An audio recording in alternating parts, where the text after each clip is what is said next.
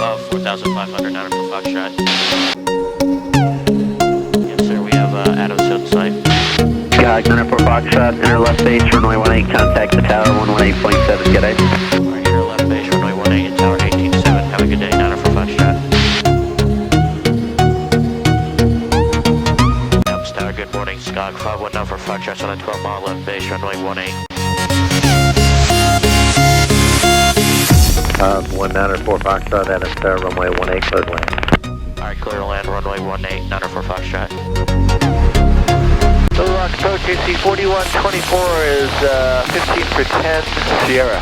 Oh, 15 AC 4124, Little Rock approach, expect runway 4 left, descend at ballast discussion, maintain 6,000.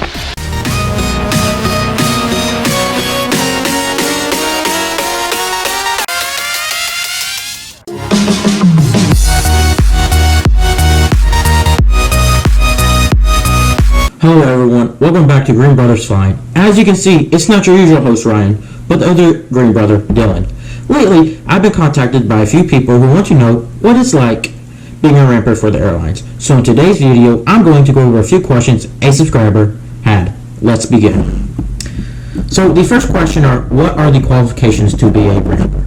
So for the qualifications to be a ramper, just like pretty much any other job, you have to be 18 years old, you have to possess a valid driver's license, and you also have to pass a drug test and a criminal record and go through a background check. So question number 2 is, when do you get to receive training during pushback? I'm not going in order. So for me, and it's airlines, it varies between airline and airline. It varies. So with some airlines, you can be there a month, 2 months, 3 months, and you get pushed back on train, and it depends on how many flights you have a day, and this, that, and the other thing. Versus me, I had to wait a little bit because I was the lowest on the totem pole in seniority wise, and so there was people ahead of me that got pushed back train before me. So it really just depends on your seniority and the airline you work for, and it's daily operating at whether it has a lot of flights or not a lot of flights. So how long are the training sessions? That's kind of a broad question.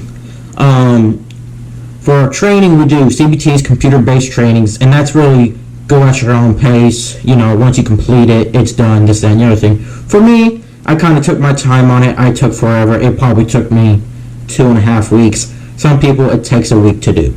That's just it. Now, for OJT, on-the-job training, some airlines, they will send you to their headquarters or to their other hubs, and you get training there. You'll go through classes and everything. Well, in my case, I just had literally on-the-job training. I learned everything while doing the job and getting paid for it.